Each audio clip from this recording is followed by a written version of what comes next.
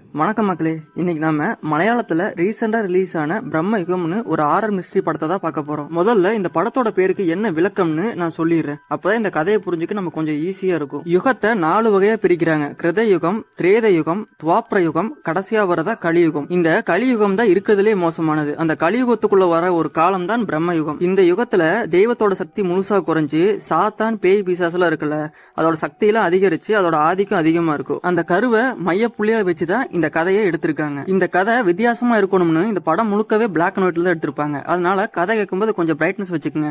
அப்பதான் பார்க்க கொஞ்சம் நல்லா இருக்கும். இந்த படத்துல ட்விஸ்ட் நிறைய இருக்கு. அதே மாதிரி ஒரு நல்ல கருத்து இருக்கு. அந்த கருத்து என்னன்னு நான் கிளைமேக்ஸ்ல சொல்றேன். சரி வாங்க நீ கதைக்குள்ள போலாம். கட் பண்ணா இந்த கதையானது 17ஆம் நூற்றாண்டுல கேரளாவில் இருக்க மலபார் பகுதியில் நடக்கிற மாதிரி நம்ம காட்டுறாங்க. அந்த காலகட்டத்தில எல்லாம் அடக்குமுறையும் அடிமைத்தனமே அதிகமா இருக்கும்ல, அந்த மாதிரி ஒரு மோசமான இடத்துல இருந்து நம்ம ஹீரோவும் ஃப்ரெண்டுக்காரனும் தப்பிச்சு ஓடி வந்துட்டானுங்க. சரி அவங்க சொந்த ஊருக்கு போலான்னு போயிட்டு இருக்கும்போது நைட்